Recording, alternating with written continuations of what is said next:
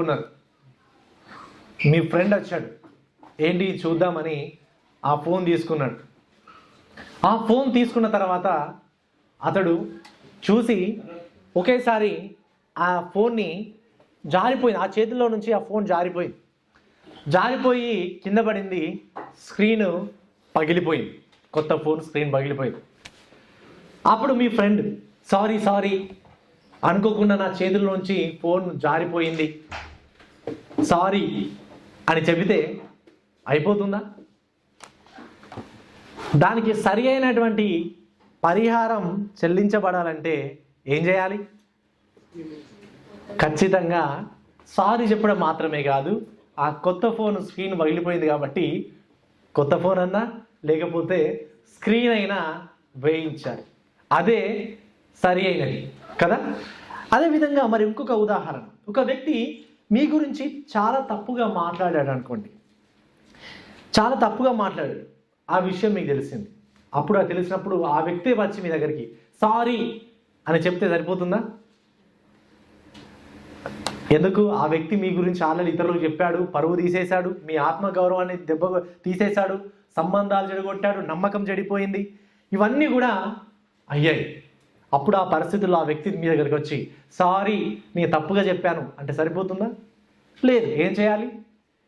ఎవరి దగ్గరైతే తప్పుగా వెళ్ళి చెప్పాడో వాళ్ళ దగ్గర మళ్ళీ తప్పైంది, ఆ వ్యక్తి అలాంటి వాడు కాదు అని చెబితే అప్పుడు నిజమైనటువంటి న్యాయం జరుగుతుంది, నిజమైనటువంటి పరిహారం జరుగుతుంది. అదేవిధంగా మన జీవితాల గురించి మనం ఆలోచిస్తే, దేవుడు మనకి ఇచ్చినటువంటి జీవితాన్ని బట్టి, దేవుడు మనకి ఇచ్చినటువంటి అవకాశాలను బట్టి, సమయాన్ని బట్టి, మరి ఆయన అప్పచెప్పినటువంటి పనులని మనం నిర్లక్ష్యం చేస్తే, ఆయన సమయాన్ని, పనులను, అవకాశాలని అన్నిటిని కూడా నిర్లక్ష్యం చేస్తే, దేవుని దగ్గరికి వెళ్ళిన తర్వాత దేవా సారీ ఇవన్నీ నేను చేశాను, నిర్లక్ష్యం చేశాను, సారీ నన్ను క్షమించు అంటే సరిపోతుందా? లేదా ఏదైనా పరిహారం మనం చెల్లించాలి. ప్రియులారా, పరిహారం చెల్లించాలి అనుకుంటే మనం దేవునికి ఏది పరిహారంగా మనం చెల్లించగలుగుతాం? మన దగ్గర నిజమైన పరిహారం చెల్లించేటువంటి శక్తి ఉందా? మన పాపాలకు సమానమైనటువంటి పరిహారం చేసేటువంటిది మన చేతుల్లో ఏదైనా ఉందా? నిజంగా ఆలోచిస్తే దానికి సమాధానం ఏంటి? ఉందా? లేదు. ప్రియులారా, మన పాపాలకు పరిహారం మన దగ్గర ఏమీ కూడా లేదు. మన శక్తితో కానీ అసలు అది సాధ్యం కాదు. మరి మన పాపాలకి పరిష్కారం ఏంటి? మన పాపానికి పరిహారం ఎవరు? ప్రియులారా, ఈ యొక్క అత్యంత ముఖ్యమైన సత్యాన్ని ఈరోజు మనం వాక్య భాగంలో మనం చూడబోతున్నాం. ఈ ప్రసంగం ద్వారా నా యొక్క ఆశ ఏమిటంటే, మన పాపములకు మనం ఎప్పటికి కూడా పరిహారాన్ని పూర్తిగా పరిపూర్ణంగా మనం చెల్లించలేమని ఆ ప్రభు అయిన యేసుక్రీస్తు వారే ఈ లోకంలోనికి వచ్చి మన కొరకు తానే గొప్ప పరిహారాన్ని ఆయన మనకు చెల్లించాడు అనేటువంటి గొప్ప సత్యాన్ని మీకు అందరికీ జ్ఞాపకం చేసి ప్రభు వైపు తిరగడానికి ప్రోత్సహించాలని ఈ యొక్క వాక్యాన్ని మీకు బోధిస్తున్నాను. మన నిజమైన పరిహారం ప్రభు అయిన యేసుక్రీస్తు వారే. ఆయనలోనే మనకు పాప క్షమాపణ అనేది ఉంది. ఆ విషయాన్ని మరొకసారి ఈ యొక్క వాక్యం ద్వారా మీకు జ్ఞాపకం చేస్తాను. నిర్గమకాండము 21వ అధ్యాయము 33 వచనాల నుంచి ఈరోజు మనం వాక్యాన్ని ధ్యానించబోతున్నాం. నిర్గమకాండము 21వ అధ్యాయము 33 నుంచి 21వ అధ్యాయము 33 నుంచి 22వ అధ్యాయము 15 వచనాల వరకు ఈరోజు మనం వాక్యాన్ని చూద్దాం. ప్రియులారా, ఈ యొక్క వాక్య భాగాన్ని మనం గమనించినట్లయితే, ఈ యొక్క వచన భాగాల్లో మనము పదే కొన్ని మాటలు రిపీట్ అవుతుండడం మనం చూస్తుంటాం. ఆ మాటలు ఏంటంటే, నష్టమును అచ్చుకొనవలెను, ప్రతిగా చెల్లించవలెను అనేటువంటి మాటలని మనము పదే ఈ యొక్క వచన భాగాల్లో ఉండడం మనం చూస్తుంటాం. ప్రియులారా, ఈ యొక్క నష్టమును అచ్చుకొనవలెను, ప్రతిగా చెల్లించవలెను అనేటువంటి పదానికి హెబ్రీ భాషలో వాడబడినటువంటి పదం సలోయిం. ఈ యొక్క సలోయిం అనేటువంటి మాట నుంచే షాలోమ్ అనేటువంటి పదం వచ్చింది. ఈ షాలోమ్ అనేటువంటి మాటకి సమాధానపరచుట, క్రయధనం, పరిహారం అనేటువంటి అర్థాలు వస్తాయి.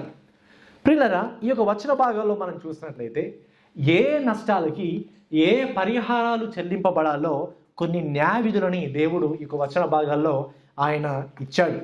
ఈ వచన భాగాలన్నీ మనం గమనించినట్లయితే ప్రతి ఒక్క న్యాయ విధి ఆజ్ఞలలో ఏదో ఒక ఆజ్ఞను ఆధారం చేసుకొని న్యాయ విధులు ఇవ్వబడ్డాయి అని గడిచిన ప్రసంగంలో చూసినట్టుగా ఈరోజు మనం ప్రసంగంలో చూడబోయేటువంటి న్యాయ విధులు దొంగిల్లకూడదు అనేటువంటి ఆ ఆజ్ఞను బేస్ చేసుకొని ఇవ్వబడినటువంటి న్యాయ విధులు ఇవి.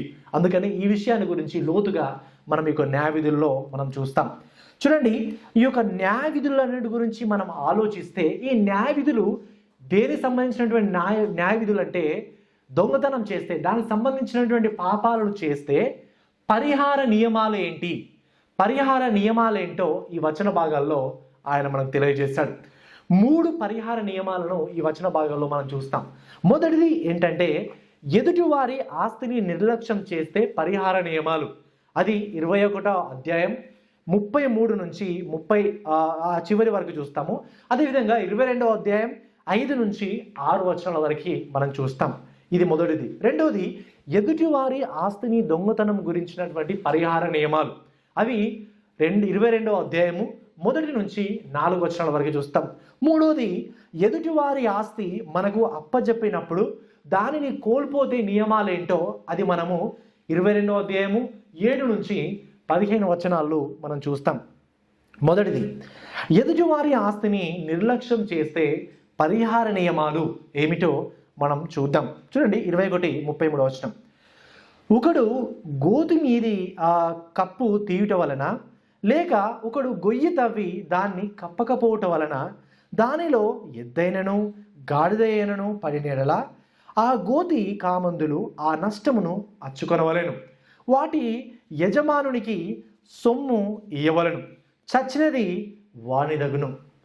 చూడండి, ఈ వచన భాగాల్లో మనం చూస్తే ఒకరు గోతి మీద కప్పు తీయుట మర్చిపోయినా లేకపోతే తవ్వి ఆ యొక్క కప్పు వేయకపోయినా అనేటువంటి ఈ సందర్భాల గురించి గమనించినట్లయితే ఆ రోజుల్లో బహుశా అది ఎందుకోసం తవ్వారో మనకు తెలియదు, కానీ బహుశా ఏదో జంతువులని ఉరికి సాధారణంగా జంతువులను పట్టుకోవడానికి ఏదో గోతి దవ్వి వదిలేస్తూ ఉంటారు విలేజెస్లో మనం చూసినట్లయితే. అంత మాత్రమే కాదు, ఇంకా మనకు తెలిసినటువంటి గోతి తవ్వడం గురించి ఆలోచించినట్లయితే నీళ్ళ కోసం చాలామంది గొయ్యి తవ్వుతూ ఉంటారు. లేదా కొంతమంది బోర్లు వేస్తూ ఉంటారు. ఇంకా మనకు తెలియాలంటే నీళ్ళ కోసం బోరు వేస్తూ ఉంటారు.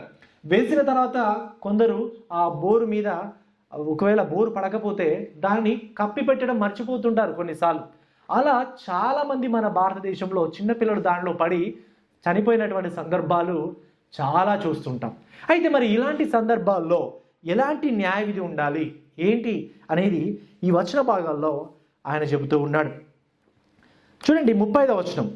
ఒకని ఎద్దు వేరొకని ఎద్దు చచ్చినట్లు దాన్ని పొడిచిన ఎడల బ్రతికి ఉన్న ఎద్దును అమ్మి దాని విలువను పంచుకొనవలెను, చచ్చిన ఎద్దును పంచుకొనవలెను. చూడండి, పైన 24వ వచనంలో మనం చూసినట్లయితే ఎవరైనా ఆ గోతిలో పడిపోయినటువంటి ఏ జంతువు అయినా, అది ఎద్దు అయినా అది గుర్ర అయినా ఏదైనా సరే, దానిలో పడి గాడిద అయినా ఏదైనా చనిపోతే ఆ నష్టమును వాళ్ళు అచ్చుకొనవలెను, అంటే వాళ్ళు చెల్లించాలి. వాని యజమానునికి ఆ సొమ్మంతా ఇవ్వాలి అనేది పైన మనము దానికి ప్రతిఫలంగా మనం చూస్తుంటాం, క్రయధనంగా చెల్లించడం మనం చూస్తుంటాం. అయితే ఈ యొక్క 35వ వచనంలో మనం చూస్తుంటే ఒకని ఎద్దు వేరొకని ఎద్దు చచ్చునట్లు, అంటే ఇది వేరే ఒక సినారియో, ఇది వేరే ఉదాహరణ. ఎవరైనా ఒక ఎద్దు వేరొకని ఎద్దు చచ్చినట్లు పొడిస్తే ఏమవుతుంది? పొడిచిన ఎడ్ల బ్రతికి ఉన్న ఎద్దును అమ్మి దాని విలువను పంచుకొనవలెను, చచ్చిన ఎద్దును పంచుకొనవలెను. దానిని బట్టి ఏమవుతుంది? ఎవరు కూడా నష్టపోకుండా, ఇరుగురు కూడా నష్టపోకుండా సేమ్ ఈక్వల్గా వారిద్దరు కూడా మరి ఆ యొక్క నష్టమును భరిస్తారు. ఎవరు కూడా నష్టపోకుండా డబ్బును పంచుకుంటారు. అది అక్కడ మనం చూస్తుంటాం. 36వ వచనం. అయితే అంతకుముందు ఆ ఎద్దు పొడుచున్నది అని తెలియబడి దాని యజమానుడు దాని భద్రము చేయని వాడైతే వాడు నిశ్చయముగా ఎద్దునియవలెను, చచ్చినది వానిదగును. చూడండి, తన ఎద్దు పొడుచున్నది అని తెలిసినా కూడా దాన్ని భద్రము చేయకపోతే అతడు తప్పకుండా దానికి వెళ్ళ చెల్లించాల్సిందే. పిల్లలు చూడండి, అంటే ఈ యొక్క మాటలన్నీ కూడా నిర్లక్ష్యాన్ని గురించి చూస్తుంటాం. గొయ్యి దవ్వి దాన్ని కప్పకపోవడం నిర్లక్ష్యం. తర్వాత ఇంకేంటి నిర్లక్ష్యం? ఇక్కడ ఎద్దు పొడిచేదాన్ని తెలిసినా దాన్ని కట్టకుండా దాన్ని ఏదైనా ఒక దాంట్లో పెట్టి కట్టేసి మంచిగా బంధించకుండా దాన్ని విడిచిపెట్టడం కూడా ఒక నిర్లక్ష్యం కదా. సో ఇలాంటి నిర్లక్ష్యాన్ని గురించినటువంటి ఎవరైనా చేస్తే తప్పకుండా వారికి పరిహారం అనేది చెల్లింపబడాలి అనేది మనం ఇక్కడ గమనిస్తూ ఉంటాం. అదేవిధంగా 22వ అధ్యాయం చూడండి, 22వ అధ్యాయము 5వ వచనం చూడండి. ఒకడు చేనునైనను ద్రాక్ష తోటనైనను మేపుటకు తన పశువును విడిపించగా ఆ పశువు వేరొకని చేను మేసిన ఎడల అతడు తన చేనులోని మంచిదియు ద్రాక్ష తోటలోని మంచిదియు దానికి ప్రతిగా, చూడండి, మీ పశువులను మీరు విడిచిపెట్టారనుకోండి, అది వేరొక చేనులోకి వెళ్ళి వాళ్ళ చేను అంతా మేసింది అనుకోండి, ఏంటి దానికి పరిహారం? తన చేనులోని మంచిదియు ద్రాక్ష తోటలోని మంచిదియు దానికి ప్రతిగా. ఇక్కడ మనం గమనించినట్లయితే పరిహారం చెల్లించేటప్పుడు ఏదో పాడైనదో చెడిపోయినదో విలువ తక్కువైనదో చెల్లించమన్నట్లేదు దేవుడు. ఏంటి? మంచివి, శ్రేష్టమైనవి, మంచివి దానికి పరిహారంగా చెల్లించాలి అనే విషయాన్ని మనం ఇక్కడ చూస్తూ ఉంటాం. గమనించండి. అదేవిధంగా 6వ వచనం చూడండి. అగ్ని రగిలి ముళ్ళ కంపలు అంటుకొనుట వలన పంట కుప్పైనను పంట పైరైనను చేనైనను కాలిపోయినలా అగ్నిని అంటించువాడు ఆ నష్టమును అచ్చుకొనవలెను. మీరు నిప్పు అంటించి వెళ్ళారు, ఆ నిప్పు అంటించిన తర్వాత అది వేరే చేనులో కూడా వెళ్ళి వాళ్ళ చేను కూడా కాలిపోయింది అనుకోండి, ఏం చేయాలి? ఇప్పుడు మీరు దాని వల్ల వచ్చేటువంటి నష్టమును అర్చుకొనవలెను, అంటే మీరు దానిని చెల్లించాలి అనే విషయాన్ని మనం చూస్తుంటాం. అంటే ఇవన్నీ వచన భాగాల్లో మనం గమనిస్తే, ఈ న్యాయ విధుల్లో మనం గమనిస్తే ప్రత్యేకంగా ఒక కామన్ థింగ్ మనకు కనబడుతుంది. ఏంటి? నిర్లక్ష్యం కదా. నిర్లక్ష్యం చేస్తే ఏ విధంగా పరిహారం చెల్లించబడాలో అనేది దేవుడు ఇశ్రాయేలీయులకి ఒక న్యాయ విధిని ఆయన తెలియజేస్తున్నాడు. నిర్లక్ష్యం అనేది చిన్న విషయం కాదు. నిర్లక్ష్యాన్ని మనం కొన్నిసార్లు పాపంగా అనం. నిర్లక్ష్యాన్ని పాపం అనుకోం. నిర్లక్ష్యం పాపమా? ఎవరైనా నిర్లక్ష్యం చేస్తారు, అది పాపమా అని అనుకుంటారు. నిర్లక్ష్యాన్ని చాలా తక్కువగా తీసుకుంటారు. కానీ నిర్లక్ష్యం అనేది పాపం. నిర్లక్ష్యం వల్ల చాలా ప్రభావాలు జరుగుతాయి, చాలా ప్రమాదాలు జరుగుతాయి. గమనించినట్లయితే ప్రపంచంలోనే అందరికీ తెలిసినటువంటి ఒకానొక విషాదకరమైనటువంటి సంఘటన అదేమిటంటే టైటానిక్ షిప్. ఆ టైటానిక్ షిప్ మునిగిపోయినప్పుడు దాదాపుగా 1500 మంది ఆ యొక్క టైటానిక్ షిప్లో మునిగినప్పుడు చనిపోయారు. ఆ ప్రమాదానికి కారణం ఎక్కువ మంది చెప్పేటువంటి థియరీ ఏంటి అని అంటే ఆ యొక్క క్యాప్టెన్ యొక్క నిర్లక్ష్యం అని ఎక్కువ మంది చెబుతూ ఉంటారు. ముందు మంచుకొండ ఉంది అని చెప్పినా, ఆ యొక్క షిప్ వార్నింగ్ ఇచ్చినా, వార్నింగ్ సైన్స్ వచ్చినా దాన్ని నిర్లక్ష్యం చేస్తూ పట్టించుకోకుండా టైటానిక్ షిప్ అంటేనే మునిగిపోలేని ఓడా అని అతడు ధైర్యంగా నిర్లక్ష్యం వహించి పట్టించుకోకుండా, వార్నింగ్ సైన్స్ పట్టించుకోకుండా ముందుకు వెళ్ళాడు కాబట్టి అంతమంది చనిపోయారని చాలామంది చెప్తూ ఉంటారు. దాదాపుగా 1500 మంది అక్కడ ఆ యొక్క షిప్లో చనిపోయారు. చూడండి, ఒక వ్యక్తి యొక్క నిర్లక్ష్యం వల్ల ఎంతమంది చనిపోయారు. ఇలాంటి సంఘటనలు మనము చాలా చూస్తూ ఉంటాం. ఒక బస్సు డ్రైవరు ఆయన తాగి నడపడం వల్ల చాలా ప్రమాదాలైన సందర్భాలు ఉంటాయి. బస్సును సరిగా చెక్ చేసుకోకుండా, కండిషన్ చెక్ చేసుకోకుండా, ఫ్లైట్ కండిషన్ సరిగా చెక్ చేసుకోకుండా ఫ్లై అవడాన్ని బట్టి ప్రమాదాలు జరుగుతాయి. ఇలా చాలా ప్రమాదాలు ఒక వ్యక్తి ద్వారా జరిగే అవకాశాలు ఉంటాయి. అంటే నిర్లక్ష్యానికి చాలా ప్రమాదాలు జరుగుతుంటాయి. అందుకనే దేవుడు ఇక్కడ నిర్లక్ష్యాన్ని ఎవరైనా నిర్లక్ష్యం చేస్తే అది పాపము, దానికి తగినటువంటి పరిహారము చెల్లింపబడాలని దేవుడి యొక్క న్యాయ విధుల ద్వారా ఇశ్రాయేలులకి ఆయన తెలియజేస్తున్నాడు. ప్రియులారా, మనము కూడా ఒకసారి మనం ఆలోచన చేస్తే మనము ఏ విషయాల్లో నిర్లక్ష్యం చేస్తున్నాం, ఏ విషయాల్లో మన నిర్లక్ష్య వైఖరిని కలిగి ఉన్నాం. డ్రైవింగ్ చేసేటప్పుడు ఎక్కువగా ఫోన్ చూస్తూ దిక్కులు చూస్తూ డ్రైవింగ్ చేస్తున్నామా? ప్రియులారా, అది కూడా నిర్లక్ష్యమే. మనం డ్రైవింగ్ చేస్తున్నప్పుడు చాలా నిర్లక్ష్యం వహించకుండా జాగ్రత్తగా ఉండాలి. ప్రియులారా, ఇంకా చాలా విషయాలలో మనము చాలా నిర్లక్ష్యం వహించకుండా జాగ్రత్తగా ఉండాలి. దేవుడు మనకి ఇచ్చినటువంటి సమయాన్ని, శక్తి సామర్థ్యతలను, ధనాన్ని, ఆస్తిపాస్తులను కానీ వాటన్నిటి పట్ల సరిగా మనం మేనేజ్ చేస్తున్నామా, సరిగా మనం చూసుకుంటున్నాం లేదా నిర్లక్ష్యం చేస్తున్నామా, ఒకసారి మనం జాగ్రత్తగా ఆలోచించాలి. దేవుడు మనకి ఇచ్చినటువంటి సమయంని ఎంతగానో వేస్ట్ చేస్తున్నాం, ఎంతగానో నిర్లక్ష్యం చేస్తున్నాం, ఒకసారి మనం ఆలోచించాలి. ప్రియుల, నిర్లక్ష్యం అనేది పాపం. దేవుని దృష్టిలో నిర్లక్ష్యం అనేది పాపం. నిర్లక్ష్యం మనము చాలా చాలా విషయాల్లో చాలా చేస్తుంటాం. మన కుటుంబాన్ని నిర్లక్ష్యం చేస్తుంటాం, మన పిల్లలను నిర్లక్ష్యం చేస్తుంటాం, మన పిల్లలతో సరిగా సమయాన్ని గడపం, సరిగా మాట్లాడడం, మన భార్యతో మన భర్తతో సరిగా మాట్లాడడం, వాళ్ళని నిర్లక్ష్యం చేస్తాం, మన సంఘాన్ని నిర్లక్ష్యం చేస్తాం. సంఘానికి రావడానికి అవకాశం ఉన్న సంఘానికి రాము, ప్రార్థన చేసుకోవడానికి అవకాశం ఉన్నా ప్రార్థన చేసుకోం, వాక్యం చదవడానికి సమయం ఉన్నా వాక్యం చదవం. ఇలాంటి నిర్లక్ష్యాలు మన జీవితాల్లో చాలా చేస్తున్నాం. ఇవన్నీ కూడా దేవుని దృష్టిలో పాపం. ఇవన్నీ న్యాయవిధులు మనకి ఏం తెలియజేస్తున్నాయంటే నిర్లక్ష్యం అనేది పాపం. కాబట్టి మనం ఏ విషయాల్లో నిర్లక్ష్యం చేస్తున్నామో ఒకసారి మన జీవితాలను మనం పరిశీలన చేసుకోవాలి ప్రియులారా. ఇది మనం ఇక్కడ చూస్తుంటాం. తర్వాత రెండవదిగా పరిహారం దేని గురించి అంటే ఎదుటివారి ఆస్తిని దొంగతనం గురించినటువంటి నియమాలు. ఎదుటివారి యొక్క ఆస్తి దొంగతనం చేస్తే అప్పుడు ఏం చేయాలి, అప్పుడు ఏంటి పరిహార నియమాలు అనేది చూస్తాం. మొదటి 4 వచనాలు. ఒకడు ఎద్దునైనను గొర్రెనైనను దొంగిలించి దాన్ని అమ్మినను చంపినను ఆ ఎద్దుకు ప్రతిగా 5 ఎద్దులను ఆ గొర్రెకు ప్రతిగా 4 గొర్రెలను ఇయ్యవలెను. చూడండి, ఒక ఎద్దునైనను గొర్రెనైనను దొంగిలిస్తే లేకపోతే చంపివేస్తే దానికి ప్రతిగా పరిహారం ఏంటనంట, ఎన్ని రెట్లు? 4 రెట్లు, 5 రెట్లు తిరిగి పరిహారం చెల్లించాలి అని చూస్తున్నాడు. అంటే ప్రియులారా, పాపానికి వెల తీవ్రంగా ఉంటుంది. నువ్వు ఇది చిన్నది అనుకుంటావు, కానీ దానికి వెల తీవ్రంగా ఉంటుంది. మన యొక్క పాపానికి మనం తక్కువ అనుకుంటాం వెల, కానీ మన పాపానికి చాలా తీవ్రమైనటువంటి వెల చెల్లింపబడవలసి ఉంది. ప్రియులారా, మనం కొన్ని పాపాలను చాలా లైట్గా తీసుకుంటాం, చిన్నగా తీసుకుంటాం, చిన్న పాపమే కదా అని అనుకుంటాం. కానీ మీకు ఒక విషయం తెలుసా, ఆ పాపం కోసం ప్రభు అయిన యేసుక్రీస్తు వారు మరణించారు. ప్రభు అయిన యేసుక్రీస్తు వారు మరణించినప్పుడు ఆ పాపం చిన్న పాపమా? కాదు. ప్రభు అయిన యేసుక్రీస్తు యొక్క ప్రాణాన్ని కోరినటువంటి పాపం అది. కాబట్టి ప్రతి ఒక్క పాపము దేవుని దృష్టిలో పెద్ద పాపమే, తీవ్రమైన పాపమే, ఘోరమైన పాపమే. గమనించండి, ఇక్కడ మనం చూసినట్లయితే పాపం యొక్క వెల ఎక్కువగా ఉన్నది. ఇక్కడ వారు ఒకటి చనిపోయింది అనుకోండి, ఒక దొంగతనం చేశారనుకోండి, ఒకటికి బదులుగా 4, 5 రెట్లు ఇవ్వాలని ఇక్కడ చూస్తున్నాం.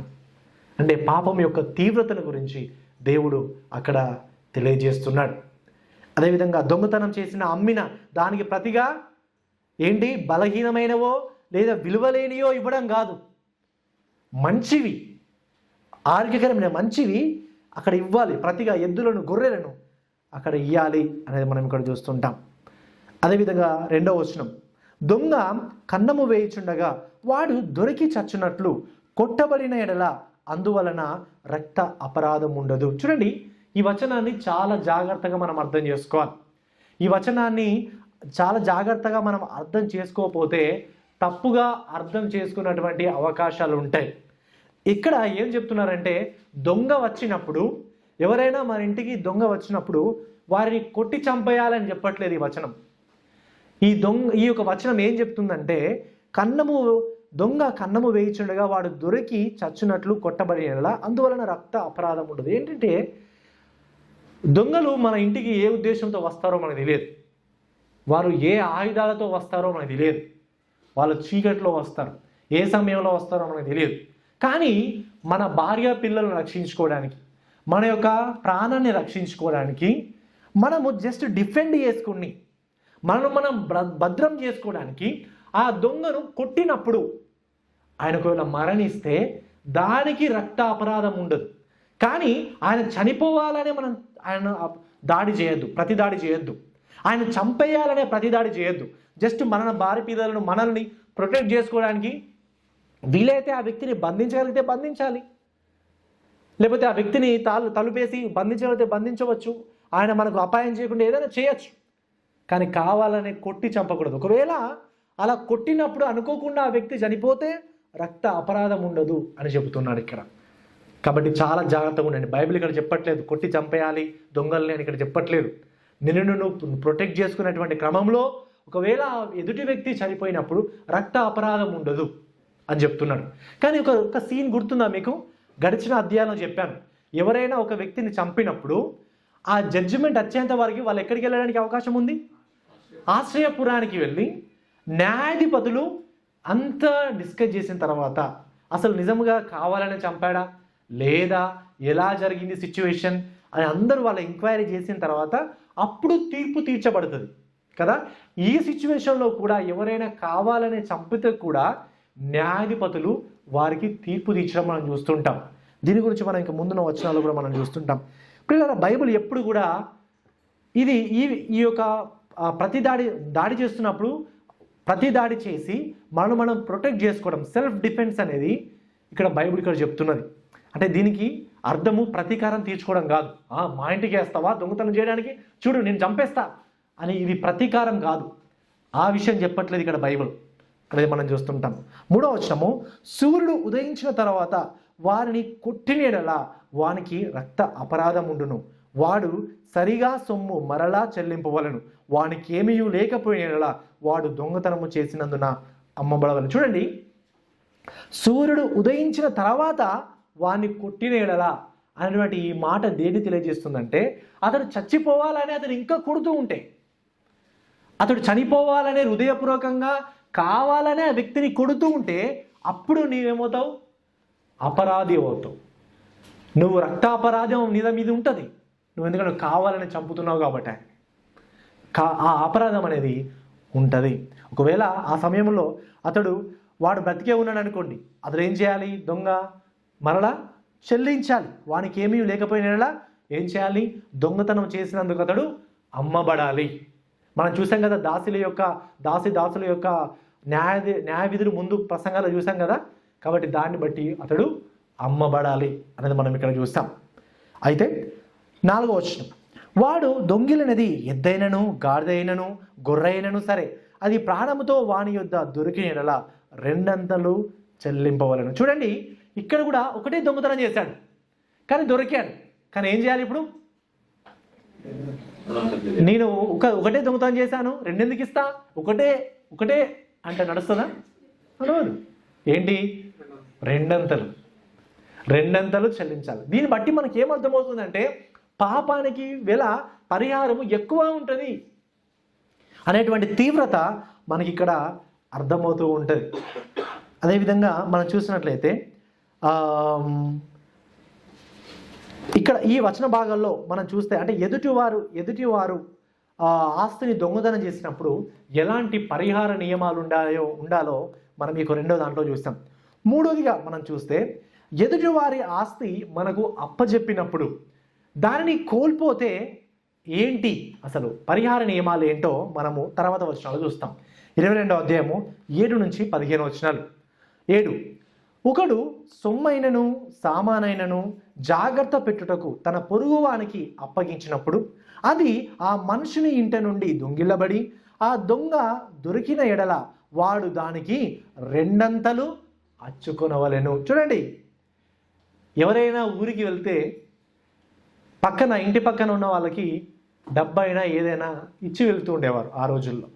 ఇప్పుడు మనకు బ్యాంకులు వచ్చినాయి కాబట్టి, బ్యాంక్స్ ఉన్నాయి, మనకు అన్నీ ఉన్నాయి కాబట్టి డిపాజిట్ చేసుకొని దాంట్లో డబ్బులు వేసుకొని వెళ్ళిపోతాం. కానీ ఆ రోజుల్లో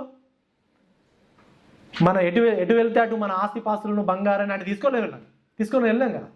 మన జంతువులను పశువులను మనతో పాటు మన ఊరికి వెళ్తున్నాం అంటే మనతో పాటు తీసుకొని వెళ్ళాం కదా. పక్కనున్న వాళ్ళకి ఇచ్చి వెళుతుండేవారు. ఆ సమయంలో ఎవరైనా దొంగతనం జరిగినప్పుడు అప్పుడు ఏం చేయాలన్నది ఇక్కడ మనం చూస్తున్నాం. అంటే ఆ ఇంట నుండి దొంగిలబడి ఆ దొంగ దొరికిన ఎడల వాడు దానికి 2 అంతలు చెల్లింపవలెను. అంటే ఎవరైనా మనకు సరుకులు ఏమైనా సామానైనా కానీ ఏదైనా బంగారం కానీ ఎవరైనా మనకి ఇచ్చి వెళ్ళారనుకోండి, మనం వాటి పట్ల జాగ్రత్తగా ఉండాలి. ఎదుటి వారి ఆస్తి మనకు అప్పచెప్పబడినప్పుడు చాలా జాగ్రత్తగా ఉండాలి. నిర్లక్ష్యంగా ఉండద్దు. అది మనది కాదు కదా, మనదైతే జాగ్రత్త చూసుకోవాలి. మనది కాదు కదా అలా చూసుకోవద్దు. ఒకసారి మేము తెలిసిన వాళ్ళు వేరే వాళ్ళు వెకేషన్కి వెళ్తున్నప్పుడు వారి ఇంటి దగ్గర ఉన్న బంగారాన్ని మా ఇంట్లో పెట్టి వెళ్ళారు. అప్పుడు శాండ్రా నా టెన్షన్ చూడాలి. ఎటు బయటకు వెళ్ళినా కూడా డైరెక్ట్ బ్లాక్ చేసినవా లేదా 2-3 సార్లు దాన్ని చెక్ చేసుకొని వాళ్ళు వచ్చేంత వరకు ఎంతో టెన్షన్. వాళ్ళు వచ్చిన వెంటనే వాళ్ళకి ఇచ్చేసాం. సో అంటే ఎదుటివారి వ్యక్తులు మనకు అప్పచెప్పబడినప్పుడు చాలా జాగ్రత్తగా ఉండాలి. దాన్ని మనం జాగ్రత్తగా చూసుకుంటున్నామా లేదా అనేది మనం చాలా జాగ్రత్తగా ఉండాలి. నువ్వే పెట్టిపోయినావు, నేను ఏమన్నా మా ఇంట్లో పెట్టమన్నా, సామాను పోయింది, ఎవరో ఎత్తుకుపోయారు అంటే సరిపోతుందా? లేదు కదా. సో చాలా జాగ్రత్తగా ఉండాల్సినటువంటి అవకాశం ఉంది ప్రియులారా. ఒకవేళ దొంగ దొరికితే, నేను 10 తులాలు నీ దగ్గర దొంగతనం చేసిన కాబట్టి 10 తులాలు తీసుకో, అంతేనా? ఏంటి ఇప్పుడు 20 తులాలు చేస్తారా? ఇలాంటి రూల్స్ పెడితే ఎవరైనా పాప దొంగతనాలు 8వ వచనం చూస్తే, ఆ దొంగ దొరకని ఎడల ఆ ఇంటి యజమానుడు తన పొరుగువాని పదార్థములను తీసుకొనేనో లేదో పరిష్కరించుటకై దేవుని యొద్దకు రావాలను. గమనించండి, ఇక్కడ కూడా మరి ఆ దొంగ దొరకని ఎడల, దొంగ దొరకలేదు అనుకోండి, ఇంకెవరుంటారు? ఒక ఇంట్లో సామాను బంగారం పెట్టెళ్ళినాము, దొంగ దొరకలేదు కాబట్టి ఇంకెవరు దొంగ ఉంటారా ఇంట్లో? ఇంటి వ్యక్తే దొంగ ఉండవచ్చు. కాబట్టి ఇప్పుడు ఏం చేయాలి? వాళ్ళు దేవుని యొద్దకు తీసుకొని రావాలి. దేవుని యొద్ద కంటే ఆ పదానికి అర్థం ఏంటంటే న్యాయాధిపతుల యొద్దకు తీసుకొని రావాలి. ఆ న్యాయాధిపతులు తీర్పు తీరుస్తారు. నిజంగా నరేషు తీసినావు కదా నువ్వే. సో ఇలా చాలా జాగ్రత్తగా వాళ్ళు పరిశీలన చేసి, సో అప్పుడు వాళ్ళు ఏం చేస్తారంటే జడ్జిమెంట్ ఇస్తారు అక్కడ. అందుకనే న్యాయాధిపతుల దగ్గరికి వాళ్ళు తీసుకొని రావాలి అనేది మనం ఇక్కడ చూస్తుంటాం. తర్వాత 9వ వచనం, ప్రతి విధమైన ద్రోహమును గురించి అనగా ఎద్దును గురించి, గాడిదను గురించి, గొర్రెను గురించి, బట్టను గురించి పోయిన దానిని ఒకడు చూచి ఇది నాదని చెప్పిన దాని గురించి ఆ ఇద్దరి వాద్యము దేవుని యొద్దకు తేబడవలెను.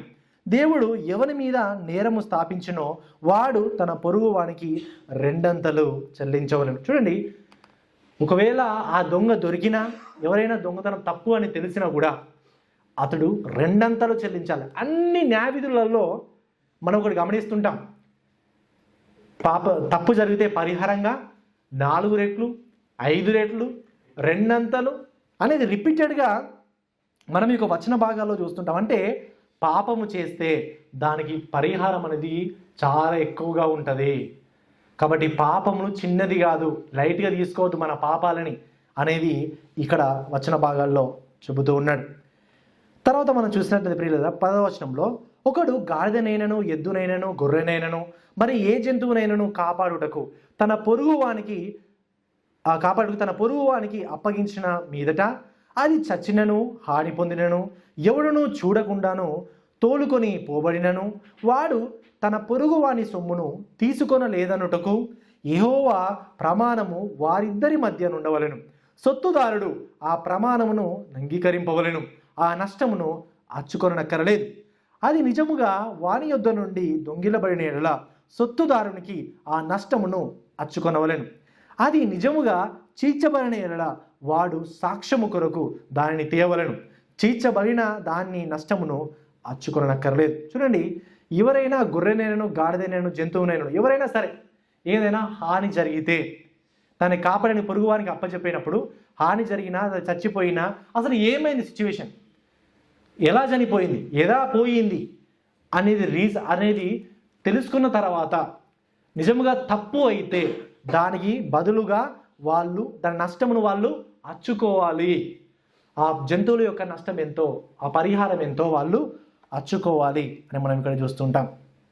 అదేవిధంగా 14వ వచనం, ఒకడు తన పొరుగువాని యొద్ద దేనినైనను బదులు తీసుకొని పోగా దాని యజమానుడు దాని యొద్ద లేనప్పుడు అది హాని పొందినను, చచ్చినను దాని నష్టమును అచ్చుకొనవలెను. దాని యజమానుడు దానితో నిండిన దాని నష్టమును అచ్చుకొనక్కరలేదు.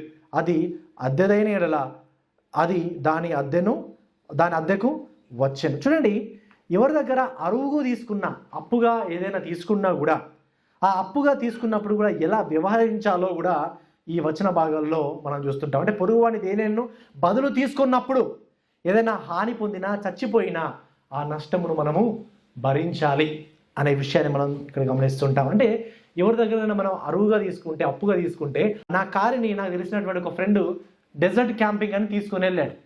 అప్పుడే నేను ఫుల్గా సర్వీసింగ్ చేసి ఇంట్లో పెట్టాను. నా డెజర్ట్ క్యాంపింగ్కి నా కారుని తీసుకొని వెళ్ళాడు. 2 days డెజర్ట్లోనే ఉన్నాను. ఉన్న తర్వాత 2వ రోజు నైట్ మా ఇంటి దగ్గర పెట్టి కీ పైన పెట్టి వెళ్ళిపోయాడు. నేను ఉదయమే వచ్చి చూశాను. చూసేసరికి కారు ఉంది, కానీ ఆ కారు నాదో కాదో నేను గుర్తుపట్టలేకపోయాను. ఎందుకంటే అప్పుడే నేను నీట్గా సర్వీసింగ్ చేయించాను. చాలా ఇసుక మొత్తం ఫుల్గా నిండిపోయింది. అంత మురికి, ఎక్కడ చూసినా మురికి ఉంది. కొన్ని వెనకాల కొన్ని చుట్టలు కూడా ఉన్నాయి. సో ఇలా చూసినట్లయితే కారు నేను గుర్తించలేకపోయాను. కానీ నా ఫ్రెండ్ నా దగ్గర జస్ట్ అంటే బారో చేశాను, నా కారు తీసుకున్నాను. కానీ అది వచ్చిన తర్వాత మరి ఇసుక పడ్డది, అదంతా అయింది. దాన్ని నీటి వేయించి ఇవ్వచ్చు కదా, ఇవ్వలేదు. అని అలానే పెట్టి వెళ్ళాడు. సో తర్వాత తెలుసుకొని సారీ శ్యామ్, ఈ విధంగా చేశాను తప్పని సారీ అని తర్వాత అడిగాడు. కానీ ఎవరైనా సరే మనం ఏమైనా అరువు తీసుకున్నా, ఏదైనా అద్దె తీసుకున్నా చాలా జాగ్రత్తగా వస్తువుల పట్ల ఉండవలసినటువంటి బాధ్యత ఉంటుంది మన మీద, అవునా? సో ఆ విషయాలని ఈ న్యాయ విధుల్లో మనం ఇక్కడ చూస్తుంటాం. ఎందుకంటే ఆ రోజుల్లో కూడా ఆ వ్యవసాయపు పనుల కోసం ఎద్దులనైనా వాటిని అరువుగా తీసుకునేవారు. ఎద్దులని అరువుగా తీసుకున్న తర్వాత మరి తిరిగిచ్చేటప్పుడు ఆ ఎద్దుని చాలా గాయాలు చేసి ఇచ్చావనుకోండి, ఎలా ఉంటుంది కదా? సో కాబట్టి ఇక్కడ ఆ విషయంలో కూడా ఎలా ఉండాలి అనేది కూడా దేవుడు ఇక్కడ రాయించాడు. పిల్లలు ఇవన్నీ విషయాల గురించి గమనిస్తున్నప్పుడు మనకు అనుకోవచ్చు ఏంటంటే దేవుడు మన మానవ జీవితాల్లో జరిగేటువంటి చిన్న చిన్న విషయాల మీద కూడా శ్రద్ధ కలిగి ఉంటాడు. ఆయన ప్రతి ఒక్క చిన్న విషయాల పట్ల కూడా శ్రద్ధ కలిగి ఉంటాడు. ఇవన్నీ చూడండి, ఇవన్నీ మనం చూస్తే చిన్న చిన్న అనిపిస్తాయి మన దృష్టికి. దేవుడు వీటి పట్ల శ్రద్ధ కలిగి ఉంటాడా? దేవుడు వీటి కొరకు న్యాయ విధులు రాయించాడా అంటే అవును. దేవుడు మన జీవితాల్లో మనం చేసేటువంటి చిన్న చిన్న విషయాల పట్ల కూడా ఆయన శ్రద్ధ కలిగి ఉంటాడు, ఆయన పట్టించుకుంటాడు. ఇది చిన్న విషయమే మనం అనుకోవచ్చు, కానీ దేవుని విషయంలో చిన్న విషయం కాదు. ప్రతి విషయం పట్ల ఆయన శ్రద్ధ కలిగి ఉంటాడు. అందుకనే దేవుడు ఇశ్రాయేలీయులు వాళ్ళు దేశంగా ఏర్పడినప్పుడు, వారు దేశంగా వారి పరిపాలన చేస్తున్నప్పుడు వారు ఏ విషయాల్లో శ్రద్ధ కలిగి ఉండాలో, ఏ విషయాల్లో ఏ విధంగా వ్యవహరించాలో దేవుడు ముందుగానే వారికి న్యాయ విధులను దేవుడు ఇవ్వడం అనేది మనం ఇక్కడ గమనిస్తుంటాం. పిల్లల యొక్క న్యాయ విధులను గమనించినప్పుడు ఈ న్యాయ విధుల నుంచి అసలు మనం నేర్చుకోవాల్సినటువంటి విషయాలు ఏంటి? మనం ఏం సత్యాలను నేర్చుకోవాలంటే ఒక 3 సత్యాలని నేను మీకు తెలియజేస్తాను. ఈ 3 సత్యాలు ఏంటంటే, మొదటి సత్యం, దేవుని యొక్క ఆజ్ఞలు దేవుని యొక్క పరిశుద్ధతను గురించి తెలియజేస్తాయి. చూడండి, ఈ యొక్క న్యాయ విధులన్నీ, ఈ యొక్క ఆజ్ఞలన్నీ కూడా మనకు ఏం తెలియజేస్తాయంటే దేవుడు పరిశుద్ధుడు, ఆయన న్యాయవంతుడు, ఆయన పరిశుద్ధుడు. కాబట్టి మనము చిన్న చిన్న పాపాలు అనుకునే వాటి పట్ల కూడా ఆయన శ్రద్ధ కలిగి ఉంటాడు, వాటిని ఆయన అసహ్యించుకుంటాడు. దేవుడు పరిశుద్ధుడు, ఆయన న్యాయవంతుడు, ఆయన న్యాయాలు కూడా ప్రతిదీ కూడా చక్కగా ఉంటాయి. మనం గడిచిన ప్రసంగాల్లో చూస్తే మనము చిన్నవారిని చంపినా, కడుపులో ఉన్న పాపను చంపినా, పెద్దవాళ్ళను చంపినా ఏంటి ఒకే శిక్ష. ఆడవారినైనా మగవారినైనా ఎవరినైనా సరే ఏదైనా అపాయం కలగజేస్తే వారికి వేరు వీరికి వేరు ఉన్నాయి ఆ శిక్షలు? లేదు, అందరికి కూడా సమానంగా ఉంటాయి. దేవుని యొక్క న్యాయములు పరిశుద్ధమైనవి, దేవుని యొక్క న్యాయములు చట్టములు, ఆయన యొక్క చట్టములు న్యాయమైనవి. అర్థమవుతున్నాయా? కాబట్టి ప్రియులారా గమనించండి, దేవుడు పరిశుద్ధుడు అనేది మనకి ఆజ్ఞలు బట్టి అర్థమవుతుంది. మనముగా పరిశుద్ధతను సంపాదించుకోవాలంటే మనం ఎప్పటికి కూడా ఎన్నటికి కూడా ఆ దేవుని యొక్క ఆజ్ఞలను న్యాయ విధులను పరిపూర్ణంగా మనం పాటించడం. ఆజ్ఞలను పాటించడం ద్వారానే పరిశుద్ధత సంపాదించుకుంటామంటే ఎప్పటికైనా ఎన్నటికైనా మనం పరిశుద్ధతను సంపాదించుకుంటామా? లేదు. కానీ దేవుని యొక్క కృపను బట్టి ఆజ్ఞలు పాటించడం ద్వారా మనకు పరిశుద్ధత రాలేదు. ఎలా వచ్చింది? ప్రభు అయిన యేసుక్రీస్తు యందు విశ్వాసం ఉంచడాన్ని బట్టి మనకు పరిశుద్ధత వచ్చింది. ఆజ్ఞలను బట్టి రక్షింపబడతామంటే ఈ లోకంలో ఎవ్వరూ కూడా రక్షింపబడలేకపోయే వాళ్ళం. కానీ ప్రభు అయిన యేసుక్రీస్తు వారి తన ఉచితమైన కృప ద్వారా ఆయన మనం నీతిమంతులుగా తీర్చాడు కాబట్టి ఈరోజు మనం రక్షింపబడుతున్నాం. అందుకని ప్రియులారా, ఈ యొక్క ఆజ్ఞలు అనేవి దేవుడు పరిశుద్ధుడు అనేటువంటి సత్యాన్ని మనకు తెలియజేస్తాయి. రెండవది, ఈ యొక్క ఆజ్ఞలు అనేవి దేవుని ప్రజలమైన మనం నీతిని కలిగి ఉండాలి అని తెలియజేస్తాయి. దేవుడు పరిశుద్ధుడు కాబట్టి దేవుడు ప్రజలమైన మనం పరిశుద్ధులుగా ఉండాలని దేవుడు కోరుకుంటున్నాడు. దేవుడు నీతిమంతుడు కాబట్టి మనము నీతిమంతులుగా ఉండాలని దేవుడు కోరుకుంటున్నాడు. అందుకనే నీతిని జరిగించడానికి సరి అయినటువంటి న్యాయ విధులను ఆయన ఏర్పరిచాడు. ఈ న్యాయ విధుల్లో మనం గమనిస్తున్నప్పుడు ఇది జస్టిస్ కాదు, ఇది అన్యాయం అని చెప్పేటువంటి న్యాయ విధి ఇంతవరకు ఏదైనా ఉందా? లేదు. ప్రతి ఒక్క న్యాయ విధి కూడా సరి అయినదే, పరిశుద్ధమైనదే, న్యాయ సంబంధమైనదే. కాబట్టి ఆయన ఆజ్ఞలన్నీ కూడా న్యాయమైనవి, నీతి గలవి అనేది మనం ఇక్కడ చూస్తుంటాం. ఇది రెండోది. మూడోది, దేవుని యొక్క ఆజ్ఞలు పాపానికి తగినటువంటి పరిహారం చెల్లించబడాలి అని మనకు తెలియజేస్తాయి. ఈ యొక్క ఆజ్ఞలు న్యాయ విధులు మనం చూస్తే దేవుని యొక్క ఆజ్ఞలకు పరిశీలన చేస్తే పాపానికి తగినటువంటి పరిహారం చెల్లింపబడాలి, అది సరి అయినది అని మనం చూస్తుంటాం. గడిచిన ప్రసంగంలో మనం గుర్తుందా మీకు? గడిచిన ప్రసంగంలో మనం చూస్తే ఎవరైనా ఒక తప్పు చేస్తే ఆ కంటికి కన్ను పంటికి పన్ను అంటే అర్థం ఏంటి? పాపానికి తగినటువంటి శిక్ష పడాలి, అంతే తప్ప ప్రతీకారం తీర్చుకోవాలని అక్కడ ఉద్దేశం కాదు. పాపానికి తగినటువంటి శిక్ష పడాలి అని మనం గడిచిన ప్రసంగంలో మనం చూసాం. అంటే ఇక్కడ కూడా ప్రియులారా, పాపానికి సరైన పరిహారం చెల్లించబడాలి అనేది మనం ఇక్కడ గమనిస్తూ ఉంటాం. అంత మాత్రమే కాదు, మన పాపం యొక్క తీవ్రతను గురించి కూడా మనం ఇక్కడ గమనిస్తూ ఉంటాం.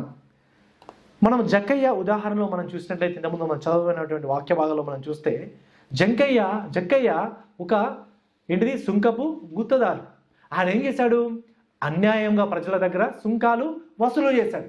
అప్పుడు ప్రభువైన యేసుక్రీస్తు వారిని చూడవచ్చినప్పుడు ఆయన ప్రభువైన యేసుక్రీస్తు వారు జక్కయ్యను పిలిచినప్పుడు, అతడి ఇంటికి వెళ్ళినప్పుడు, అతన్ని చేర్చుకున్నప్పుడు జక్కయ్య రక్షింపబడి మారు మనసు పొంది అతడు ఏం చేశాడు? మారు మనసు పొందిన తర్వాత ఎవరి దగ్గరనైతే ఆయన అన్యాయంగా డబ్బులు తీసుకున్నాడో వారికి తిరిగి చెల్లించాడు. 4 వంతులు తిరిగి చెల్లించాడు. అంటే ఇప్పుడు జక్కయ్య ఏం అర్థం చేసుకున్నాడు? ఆయన న్యాయ విధులు అర్థం చేసుకున్నాడు. ఏదైనా తప్పు చేస్తే దానికి పరిహారం చెల్లించబడాలంటే 4 రెట్లు చెల్లించబడాలి. జక్కయ్య ఈ యొక్క వే ఆఫ్ అండర్స్టాండింగ్ని, పరిహారాన్ని, నిజమైన మారు మనసు ఎలా ఉండాలి అనే దాన్ని ఆయన అర్థం చేసుకున్నాడు. అందుకని జక్కయ్య ఏం చేశాడంటే, దేవుడు అడగకన్నా ముందే మారు మనసునకు ప్రతిఫలముగా అతడు ఏం చేశాడంటే, నేను నా ఆస్తిలో సగభాగాన్ని రాసిస్తాను బీదలకి, అంత మాత్రమే కాదు 4 రెట్లు నేను ఎవరి దగ్గరనైతే అన్యాయంగా తీసుకున్నానో వారికి తిరిగి చెల్లిస్తానని జక్కయ్య మారు మనసునకు తగినటువంటి ఫలాన్ని ఆయన అక్కడ ఇచ్చాడు. ప్రియులారా, నిజంగా ఇది నిజమైన మారు మనసు. మారు మనసు అంటే పశ్చాత్తాపం అంటే నేను పాపిని అని తెలుసుకోవడం మాత్రమే కాదు. ఏం చేయాలి? మారు మనసు కలిగి నిజంగా మరి నీతిలో, పరిశుద్ధతలో మనము బ్రతకాలి. తప్పు ఆయన అయినప్పుడు సారీ అని చెప్పి వదిలిపెట్టడం కాదు, ఆ సారీ చెప్పడం కాదు, దానికి తగినటువంటి పరిహారాన్ని కూడా మనము చెల్లించాలి అనేది మనం ఇక్కడ చూస్తుంటాం. ప్రియులారా, అంటే ఇక్కడ జక్కయ్య పాపానికి పరిహారంగా చెల్లించడాన్ని బట్టి అతను రక్షింపబడలేదు. అతను రక్షింపబడ్డాడు కాబట్టే నిజమైన మారు మనసులకు ప్రతిఫలంగా ఆయన తిరిగి చేశాడు. ఇది మనం ఇక్కడ గమనిస్తూ ఉంటాం. ప్రియులారా, ఈ వచన భాగాల గురించి మనం ఆలోచించినప్పుడు మన జీవితాన్ని గురించి మనం పరిశీలన చేస్తే చిన్నప్పటి నుంచి ఇప్పటి వరకు మనం చేసినటువంటి పాపాలన్నిటికీ పరిహారం మనం చెల్లించామా? సరి అయినటువంటి పరిహారము చెల్లించబడిందా? మనం చేసిన తప్పులెన్ని, మనం చెల్లించిన పరిహారాలెన్ని? పిల్లరా, ఒకసారి మనము ఆలోచన చేద్దాం.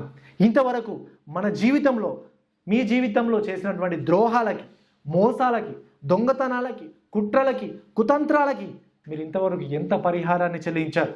మీ కంటి ద్వారా చేసినటువంటి మీ యొక్క కంటి ద్వారా చూసినటువంటి మోహపు చూపులకి, మీ చేతితో చేసినటువంటి చెడ్డ కార్యాలకి మీరు ఇంతవరకు ఎంత పరిహారాన్ని మీరు చెల్లించారు? పిల్లరా, మనం చేసినటువంటి పాపము కార్యములకు, మనం ఆలోచించినటువంటి పాపపు ఆలోచనలకి మనము పరిహారము చెల్లించాలంటే మన ఆస్తిని అంతా అమ్మి బీదలకు ఇచ్చిన, సర్వస్వాన్ని దారపోసిన, పేరు ప్రఖ్యాతలు సంపాదించిన, మేకలను గొర్రెలను బలిగా అర్పించిన, అనాథాశ్రమాలు కట్టించిన, చర్చ్ బిల్డింగ్స్ని కట్టించిన, దశమ భాగాలను ఇచ్చిన, ఏమి చేసినా కూడా మన పాపానికి తగినటువంటి పరిహారాన్ని మనం చెల్లించలేం. మన పాపాలు ఎలాంటివంటే పరిహారం చెల్లించలేనటువంటి తీవ్రమైనటువంటి పాపాలు. మనం ఏది చేసినా కూడా మన పాపములకు పరిహారం మనం పరిపూర్ణంగా చెల్లించలేం. ఎందుకంటే మన నీతి కార్యాలు, మన దాన ధర్మాలు దేవుని యొక్క దృష్టికి మురికి గుడ్డల్లా ఉన్నాయి. అవి ఎందుకు కూడా పనికిరావు, మన పరిహారానికి సరి అయిన పరిహారాలు కావు అనే విషయాన్ని మనం చూస్తుంటాం. ప్రియులారా, మనుషులు మనం ఎన్ని చేసినా, ఎంత ప్రయాసపడినా ఎప్పటికీ ఎన్నటికీ కూడా మన పాపాలకి సరి అయిన పరిహారం మనం చెల్లించలేం. అందుకనే ఆ దేవాది దేవుడే ఈ లోకంలోనికి మానవునిగా వచ్చి నీ కోసం, నా కోసం ఆ కలువరి శిలువలో మరణించి సరియైనటువంటి పరిహారాన్ని ఆయన మనకు చెల్లించాడు. గొర్రెల మేకల యొక్క రక్తం ద్వారా మనకు పాప పరిహారం రాలేదు. దాన ధర్మాల ద్వారా మనకి పాప పరిహారం రాలేదు. ప్రభు అయిన యేసుక్రీస్తు వారి ద్వారా మాత్రమే మనకు పాప పరిహారం వచ్చింది. గమనించండి, ఆయన మన అతిక్రమముల నిమిత్తము ఆయన గాయపరచబడ్డాడు. క్రీస్తే మన పరిహారి. ప్రభు అయిన యేసుక్రీస్తు వారే ఆయన మన పరిహారి. ప్రియులారా, మన జీవితంలో మనం చేసినటువంటి తప్పులకు, పాపములకు కేవలం సారీ ప్రభువా అని చెప్పడం సరిపోదు. ఎందుకంటే మన యొక్క పాపం ద్వారా దేవుని యొక్క గౌరవాన్ని దెబ్బతీసాం. మన పాపం ద్వారా దేవునితో యొక్క సంబంధం దెబ్బతింది. మన పాపం ద్వారా నిజముగా దేవుని మనం దుఃఖపరిచాం. చాలా అన్యాయంగా మనం ప్రవర్తించాం. మరి వీటన్నిటికీ పరిహారం మన దగ్గర లేదు. వీటన్నిటికీ చెల్లించవలసిన సరి అయినటువంటి విలువ మన దగ్గర లేదు. ప్రియులారా, మన మంచి పనులు కాదు, మన భక్తి కాదు, మన కన్నీళ్లు కాదు, మన ఉపవాసం కాదు, ఈ వేటి ద్వారా కూడా పరిహారం చెల్లించబడదు. అందుకనే దేవుడే ముందడుగు వేసి ఆయననే మన కోసం పరిహారంగా ఆ కలువరి శిలువలో ఆయన మన కోసం మరణించాడు. ప్రియులారా, నీ కోసం, నా కోసం మన పాపాలకి పరిహారం చెల్లించబడడానికి ఆయన ఇద్దరి దొంగల మధ్యలో ఆయన నిలబడ్డాడు.